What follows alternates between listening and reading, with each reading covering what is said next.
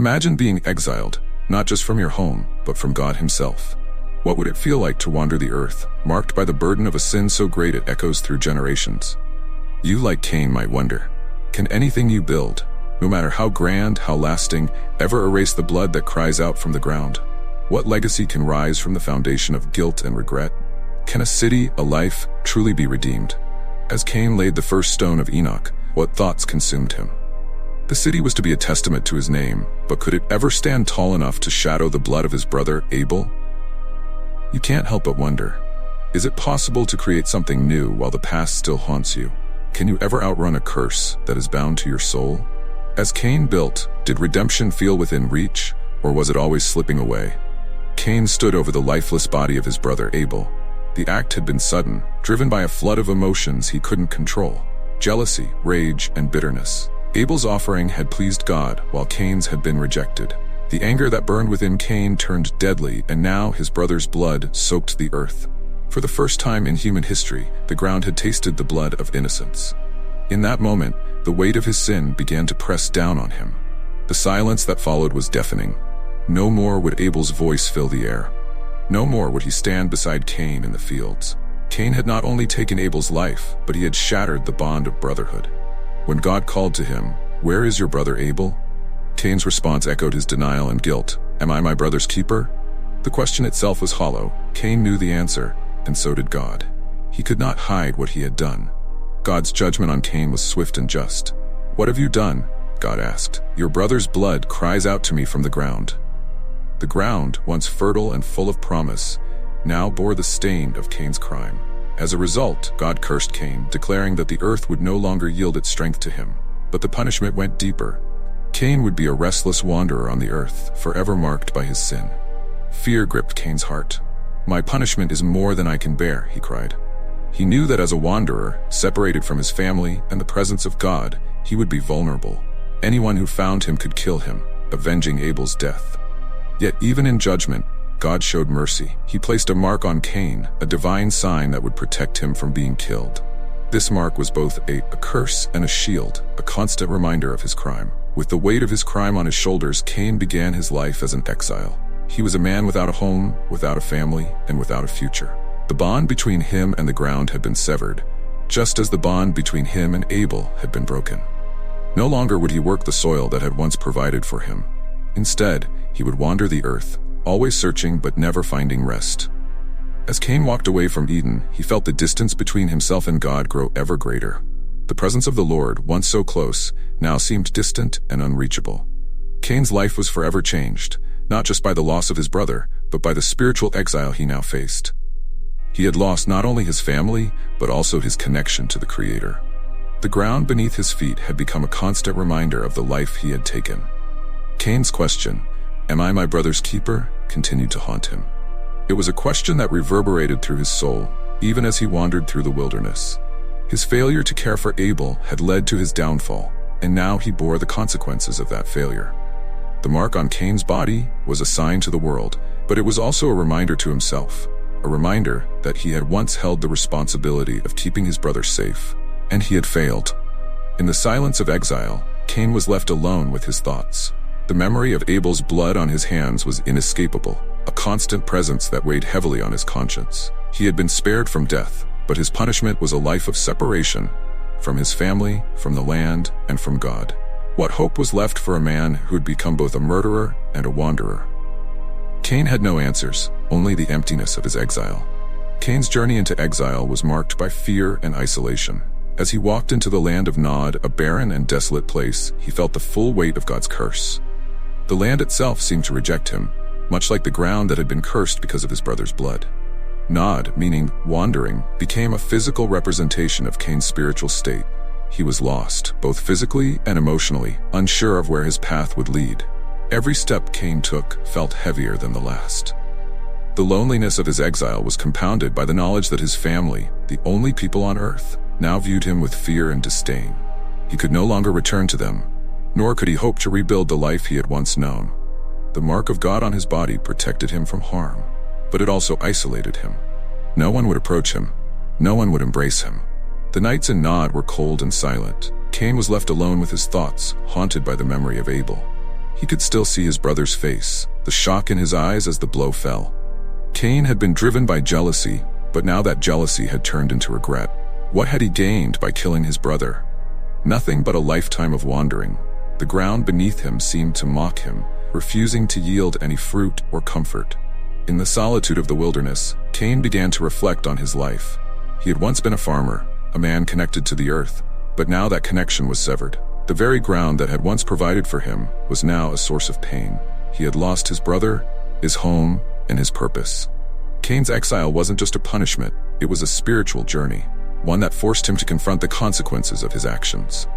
As he wandered through the wilderness, Cain was consumed by fear. The mark on his body protected him from physical harm, but it did nothing to ease his internal turmoil. He feared retribution, not just from others but from himself. Every shadow seemed to whisper his guilt. Every silence reminded him of the blood on his hands. His journey through Nod was not just a physical exile, but a spiritual descent into darkness. Yet even in his fear and isolation, a strange thought began to form in Cain's mind. Could he build something new? Could he create a place where he might find refuge from his guilt? The land of Nod was barren, but it was also a blank canvas. Cain had lost everything, but perhaps in this desolation, he could start again. The idea of building something, of creating a city, began to take root in his heart. Cain's decision to build a city was paradoxical. He was a wanderer, cursed to roam the earth, yet he sought to create a place of permanence. Naming the city after his son Enoch, Cain hoped to leave a legacy that would outlast his exile. But even as he laid the foundation of the city, the weight of his past hung over him. Could he ever escape the curse that marked him? Or would the city he built only serve as a reminder of his crime? The land of Nod was a harsh and unforgiving place, but it was also a place of possibility. Cain, the first murderer, became the first builder of a city. Enoch, the city he founded, was both a refuge and a prison. It was a testament to Cain's desire to create something lasting, even in the midst of his punishment. But no matter how high the walls of Enoch rose, they could not keep out the shadows of Cain's past. Tired of wandering through desolate lands, Cain made a decision that would forever alter his legacy. In the heart of Nod, the place of his exile, Cain chose to build the first city ever recorded in human history. He named the city Enoch, after his son, perhaps in an effort to create a future that would overshadow his violent past. In this act, Cain transitioned from being a destroyer to a creator, attempting to carve out a place of permanence in a life of endless wandering. The act of building a city was a stark contrast to Cain's curse as a restless wanderer. How could a man doomed to roam create something permanent? Yet, in his brokenness, Cain sought to forge a legacy. The city of Enoch was a physical manifestation of his desire to defy his curse, to prove that he could create rather than only destroy. But beneath the stone walls and structures lay the blood of his brother, Abel, a past that could never be erased. As the city of Enoch grew, Cain's life took on a new direction. He had been cursed to wander, yet here he was, the founder of civilization. The paradox of his life was clear. The first city on earth was built by a murderer, a man marked by God for his crime. The streets of Enoch bustled with life, yet the man who had built them carried the weight of death on his soul. Creation and destruction coexisted within Cain's heart. Cain's decision to name the city after his son, Enoch, was significant. It represented a desire to pass on a legacy, something that would outlive him and his sin. But could the city truly stand as a monument to redemption? Or was it simply a means of escape, a way for Cain to hide from the guilt that continued to haunt him? Every brick laid in the city's foundation was a reminder of the brother he had slain, a reminder that even creation could not erase the past. Building Enoch was Cain's attempt to escape his past, but the shadows of his crime followed him into the city. The city walls provided safety from physical danger, but they could not protect him from the turmoil in his heart. While the people of Enoch lived their lives, growing and thriving, Cain remained haunted by his actions. The city might have been his greatest achievement, but it was also a prison, locking him into the consequences of his crime. For Cain, Enoch was more than just a city. It was a reflection of his inner turmoil. He had created something from nothing, but that creation was stained by the blood of Abel. The streets, the buildings, the walls, all were built on a foundation of sin.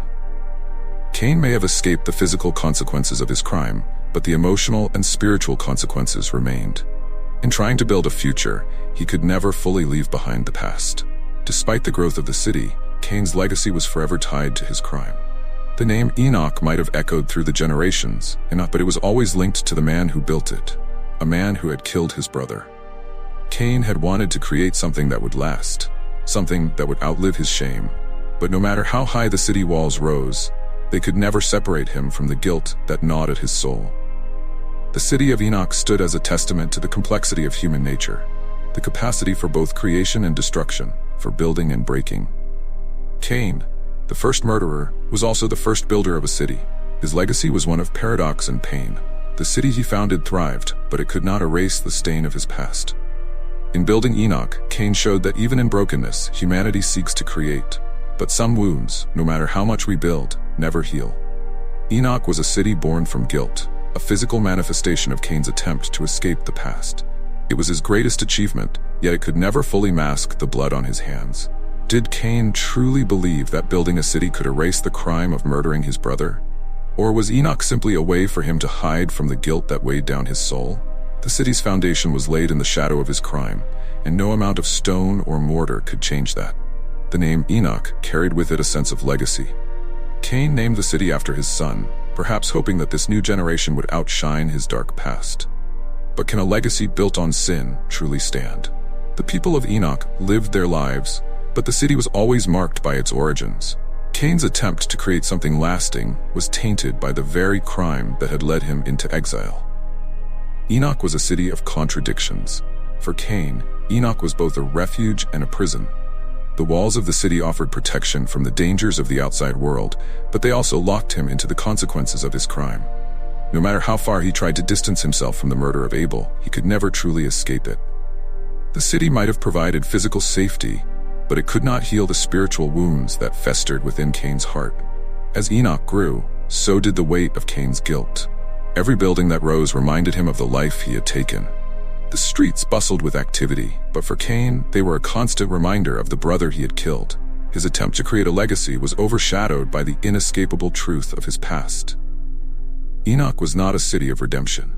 It was a city of guilt, a place where Cain's crime echoed in every corner. Cain's choice to build Enoch was an act of defiance against his curse, but it was also an act of desperation. He wanted to prove that he could create, that he could build something that would last. But in doing so, he only deepened the divide between himself and the rest of humanity. Enoch became a symbol of isolation, a city built by a man who could never truly belong. The walls that Cain built to protect him also isolated him from the world. The city of Enoch thrived, but it could never erase the shadow of its founder. Cain had wanted to build a legacy that would outlast his sin, but the name of Enoch was forever tied to the man who built it. The people of the city might have lived their lives, unaware of the blood that stained its foundation, but Cain could never forget. His legacy was one of contradiction, a city that stood as both a monument to his creativity and a reminder of his guilt. Enoch's walls might have kept out physical danger, but they could not keep out the spiritual consequences of Cain's crime. The city was built on a foundation of sin, and no matter how much it grew, it could never escape that truth. Cain's attempt to create something lasting was ultimately a failure. Enoch stood, but it stood as a testament to the complexity of human nature, the ability to create even in the midst of destruction, but also the inability to fully escape the consequences of our actions. Cain's life in Enoch was one of paradox. He had built something that would last, but it was built on a foundation of blood. Enoch might have thrived, but it could never redeem its founder. Cain had tried to build a legacy that would outlast his sin, but in the end, Enoch stood as a reminder that some sins can never be erased. The city was a mask for Cain's guilt, but it was a mask that could never fully hide the truth. The walls of Enoch offered Cain protection, but they could not shield him from the memories that tormented him. Night after night, as the city fell silent, Cain was left alone with his thoughts. The memory of Abel's lifeless body, the blood on his hands, and the sound of his brother's final breath echoed in his mind. Though Enoch flourished, Cain's soul remained trapped in the moment of that fateful day. The past clung to him, refusing to let go. As the founder of Enoch, Cain had a position of power and respect. Yet, the people of Enoch always kept their distance. They respected him for his achievements, but feared him for his past. The mark of God placed upon him as both a protection and a curse was a constant reminder of the crime he could never erase. His legacy was forever intertwined with that single act of violence. In the bustling streets of Enoch, Cain walked alone. Even in the presence of his descendants, Cain was an outcast. His children and grandchildren grew up in the city he had built, but they knew the story of their father's sin. He was the founder, the leader, but he was also the man who had murdered his own brother. His relationships were strained by this unspoken truth, a barrier that could never be crossed. Enoch's walls, meant to protect, became a prison for Cain's soul. The city of Enoch thrived, but Cain's spirit withered. The people around him built lives, started families, and found joy in the city's growth. But for Cain, there was no peace. Each new building, each new birth, reminded him of the life he had taken and the family he had destroyed. His attempt to create something new, to forge a legacy that would outlast his sin, was overshadowed by the weight of his guilt. Cain's internal struggle only grew more intense with time. He had once been a man of the soil, connected to the earth, but now the ground itself had turned against him. Every day, as he watched the people of Enoch work the land and enjoy its fruits, he was reminded of the curse that had severed his connection to the earth. The fields, once a source of life and sustenance, had become symbols of his alienation. The isolation Cain felt in Enoch mirrored the spiritual exile he experienced after the murder. He had not only lost his brother, but also his place in God's creation. The land, which had once yielded its fruits to him, now rejected him. Though he had built a city, Cain remained spiritually homeless, forever wandering in the desert of his soul. The guilt that weighed on him was too great for any city to contain. As the years passed, the weight of Cain's crime took its toll on his body and mind. He grew old, but the memory of Abel's death remained fresh in his heart. Time did nothing to dull the pain or diminish the guilt. His physical body may have aged, but his spirit remained trapped in that moment, reliving it over and over again. Enoch was his creation, but it was also his prison, a constant reminder of the life he could never reclaim. Cain's story in Enoch was a paradox. He had built the first city, a symbol of human achievement and civilization, but it was built on a foundation of sin. The walls of Enoch, meant to provide safety and order, were stained with the blood of Abel. Cain's legacy was one of creation and destruction, of building and tearing down. In the end, Enoch stood as a testament to the complexity of the human soul, capable of great things, yet burdened by the weight of its own brokenness. The city of Enoch stands as a powerful symbol of the human condition. Creation born from sin, progress interwoven with imperfection. Cain, the first murderer, became the first builder of a city. This paradox reflects the tension between humanity's ability to create and its propensity for destruction. The streets of Enoch, the buildings and homes, all spoke of human ingenuity, but beneath them lay the blood of Abel, a constant reminder of the city's flawed foundations. Enoch's growth was marked by this duality. As the city expanded, it became a testament to human resilience, the ability to build even in the face of brokenness. Yet, no matter how much Enoch thrived, it could never escape its origins. The very act of creation was tainted by the sin that had driven Cain to murder his brother. The foundation of Enoch, both literal and metaphorical, was built on the consequences of that crime. The people of Enoch may not have been aware of the full extent of Cain's guilt, but the city itself bore the marks of its founder's sin. Every stone, every brick was laid by a man who had taken a life. This fact couldn't be erased from the city's identity. Enoch thrived, but it could never be free of the shadow cast by its creator.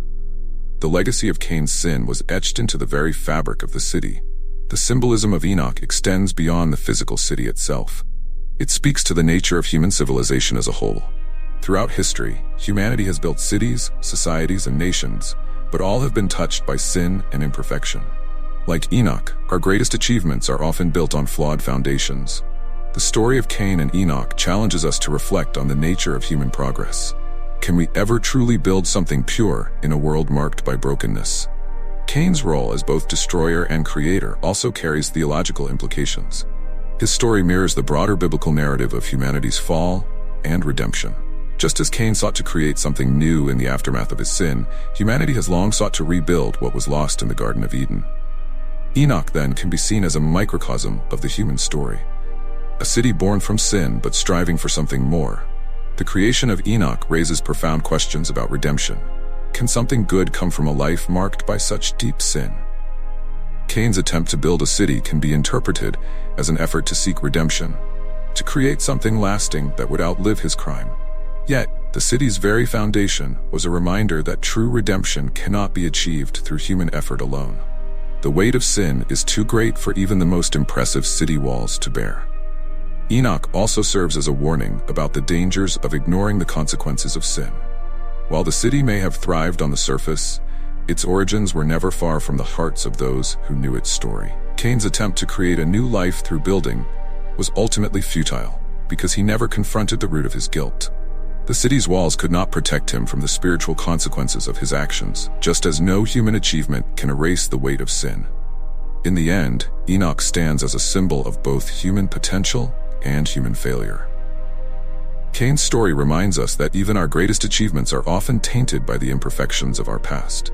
The city he built was a testament to human resilience, but it was also a reminder that true peace and redemption can only be found in reconciliation with God.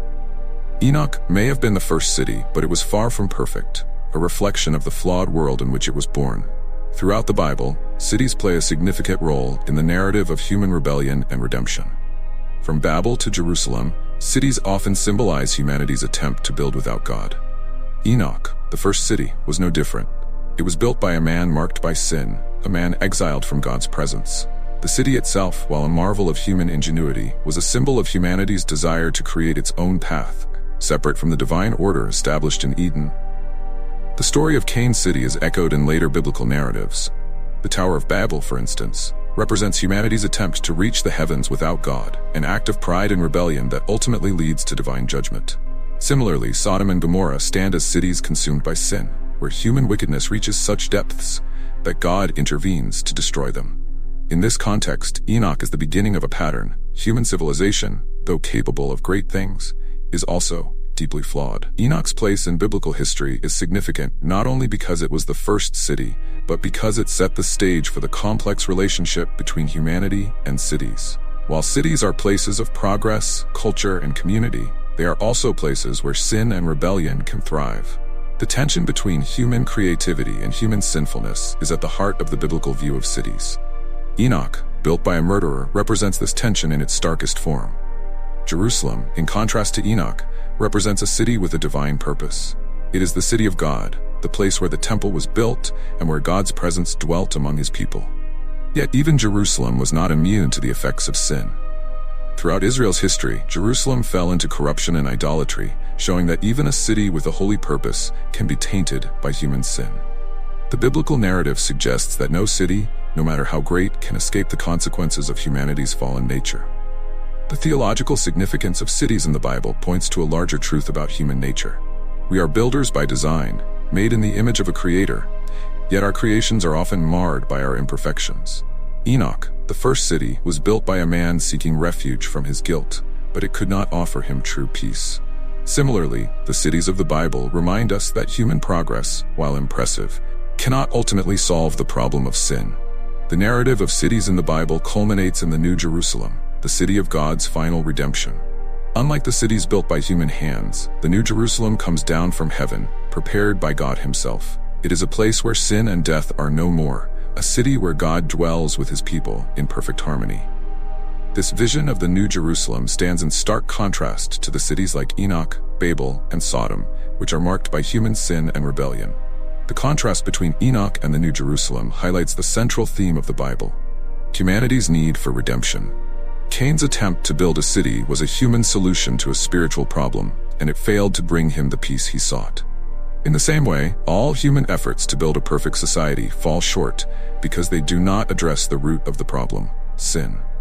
The New Jerusalem, however, represents God's solution, a city where redemption is complete and humanity is restored. In reflecting on Enoch and other cities in the Bible, we are reminded of the limits of human achievement.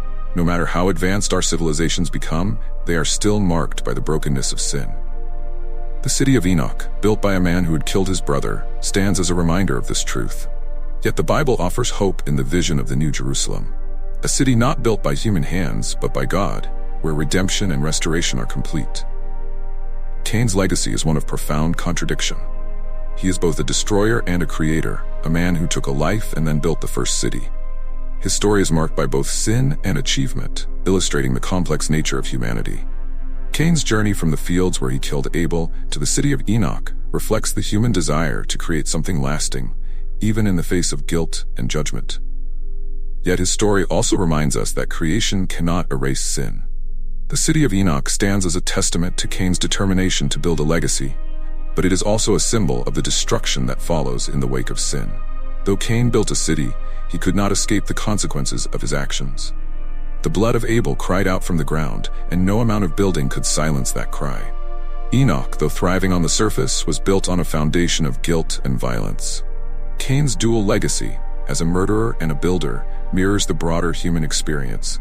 We are capable of both great evil and great creativity, often at the same time. The story of Cain and Enoch challenges us to reflect on our own lives and the legacies we are building. Are we, like Cain, trying to cover our guilt with achievements? Or are we seeking true reconciliation and redemption, recognizing that no city we build can erase the stain of sin? The paradox of Cain's life is that he sought to create something that would last, yet his legacy is forever tied to the destruction he caused. The same hands that built Enoch were the hands that shed Abel's blood.